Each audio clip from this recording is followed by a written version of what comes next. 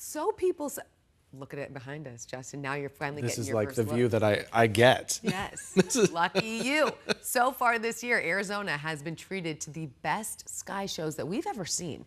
In May and October, the Aurora Borealis. Did I say it right, Lauren? That's pretty good. Golly, look at me, meteorologist. Thank you. Or Northern Lights. They were visible here in State 48 and even across the valley. Meteorologist Rainson explains why this year has been extra active. The aurora borealis, or northern lights, are the result of electrons colliding with Earth's upper atmosphere. When energetic particles are snapped back toward Earth's atmosphere, they tend to travel along Earth's magnetic field lines. Typically, this is in the polar regions. But when Earth's magnetic field becomes super disrupted, like a geomagnetic storm or solar activity, sometimes this can get displaced toward the lower latitudes. Since Arizona is in the lower latitudes, we see red auroras. What a lot of people in Arizona have been seeing are these red aurora, the ones that are very high in the sky. You can see those on the horizon.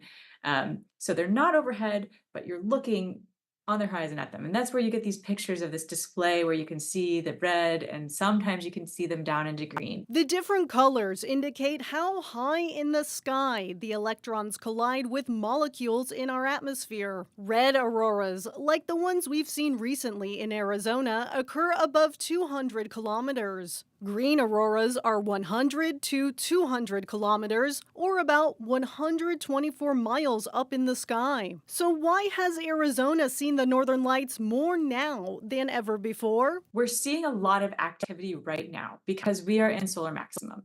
So the sun's magnetic field flips polarity every 11 years or so. And when it's in the middle of that, things get very unstable on the surface of the sun. So we get a lot of solar flares, a lot of mass ejected from the sun, and that's called a coronal mass ejection. This can influence the Earth pretty significantly. The storm that happened back in May was the most severe rating of a storm. We tend to say that those only happen once a solar cycle. The big time aurora shows happen roughly every 11 years. Even though we have an idea on when auroras will be visible, it's not an exact science. Last solar cycle, we didn't have any.